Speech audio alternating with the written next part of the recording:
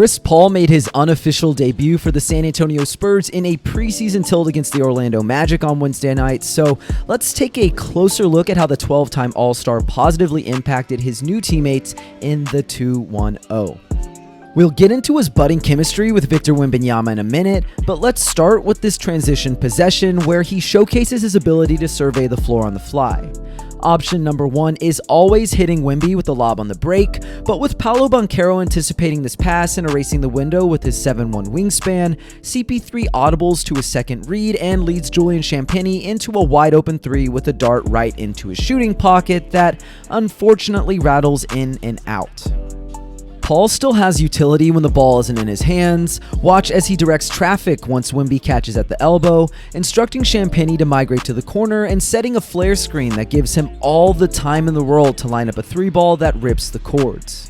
Palpable anticipation hung in the air at Frostbank Center as Paul and Wemby had yet to connect in the first quarter, but fans finally got their payoff with under a minute left in the opening frame as a well-designed empty side pick and roll allowed them to get into their two-man game and punctuate this possession with a thunderous alley-oop.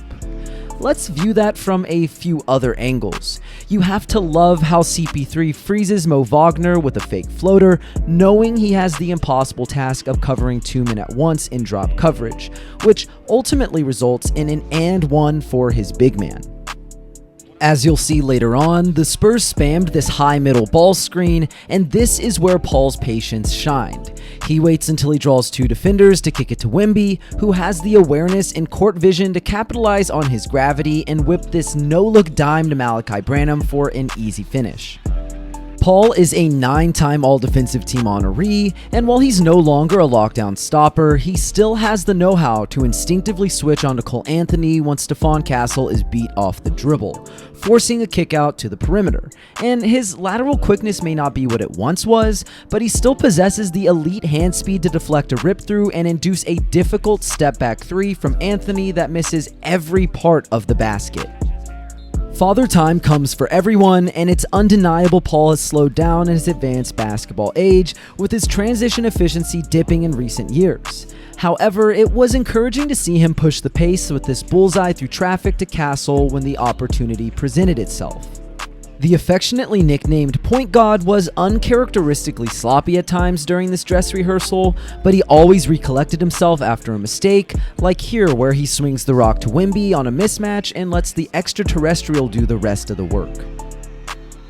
To no one's surprise, Coach Popovich trusted CP3 to inbound the ball on these baseline sequences, and even when the play fell apart, he never panicked, simply looking for the next open man. But his influence goes well beyond composure. Take note of how he tosses his lob in a place only Wemby can reach. Though it doesn't result in a basket, that pass directly leads to free throws, and it's a pass that his young Spurs teammates often missed altogether or hesitated to make in traffic a season ago. While Pop talked about wanting Paul to play his game during media day, the veteran floor general seemingly made a concerted effort to strategically pick his spots and raise the tempo when completely surrounded by youngsters, which was highlighted by this early clock dribble penetration that opened the door for Castle to make a slot cut and get to the charity stripe. Though that pass probably felt mundane, a closer examination shows how precise he had to be to fit that ball between 2 defenders.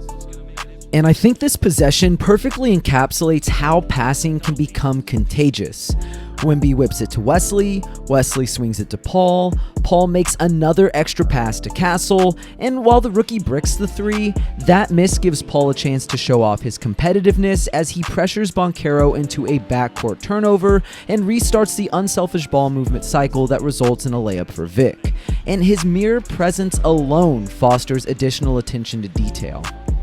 Though it wasn't particularly groundbreaking, we got an inverted pick and roll between Vic and Paul where the latter popped out to the perimeter and hit Champagnie for a 3-ball from 1 man away. And it should be interesting to see how San Antonio expands upon this action this season.